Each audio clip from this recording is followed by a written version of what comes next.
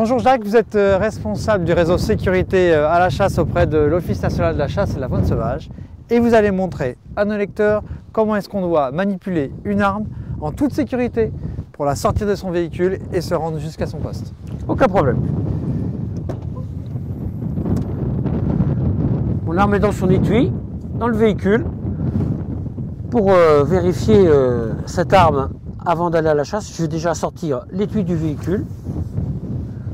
Vous êtes ici, je ne vais absolument pas manipuler mon arme vers vous. Je vais chercher une zone de manipulation qui est très bien. J'ai rien devant moi, pas de chasseur, pas de maison, pas de véhicule. Je peux sortir mon arme en toute sécurité. Mon arme étant dans son étui, c'est moi qui l'ai placée, normalement il n'y a pas de problème. Mais une arme dans un étui, on ne sait jamais si elle est chargée ou pas chargée. Donc je vais quand même m'en assurer. Votre culasse est ouverte. Ma culasse est ouverte. Sur une carabine semi-automatique, comme sur un fusil semi-automatique, on peut le ranger dans un étui culasse en arrière. Si on peut le faire, on le fait. C'est une sécurité complémentaire, autant l'utiliser. Je vais l'ouvrir. Je regarde devant moi, il n'y a rien du tout. L'ouvrir, c'est-à-dire que je vais faire basculer mon magasin, mon chargeur. Je vérifie qu'il n'est pas approvisionné, pas de problème. Il y a encore un endroit que je dois vérifier, c'est la chambre. On ne sait jamais, une munition aurait pu rester collée à l'intérieur de cette chambre. Je vérifie le canon, il n'y a rien du tout, ni dans la chambre, ni dans le magasin. Mon arme est sécurisée. On peut aller à la chasse maintenant en toute sécurité. D'accord. Et se déplacer. Très bien. Ah oui, donc là, vous ne prenez pas votre housse. Non, le meilleur moyen pour se diriger vers son poste, c'est bien de cette façon-là. Vous voyez que mon arme, la culasse est en arrière, le chargeur, il est ouvert, non approvisionné. Si elle était dans un étui, vous ne le verrez pas du tout. Pas le voir. On est tranquille. Ça marche. Voilà. Ben voilà, on vient de passer une petite matinée et on était au poste. Et puis là, maintenant, vous allez remettre votre arme en toute sécurité dans votre véhicule. Eh bien, le principe est le même, il est simplement contraire. Je vais toujours chercher une zone dans laquelle je peux manipuler mon arme en toute sécurité. Pas de voiture, pas de maison, pas de compagnon de chasse. Ma zone, elle est parfaitement définie. J'ouvre mon coffre de véhicule.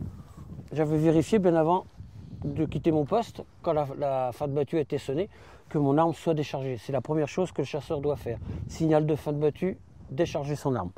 Donc, avant de ranger mon arme dans l'étui qui se trouve dans le véhicule, je vais quand même une nouvelle fois la vérifier. Vaut mieux 2 fois qu'une. Bien sûr.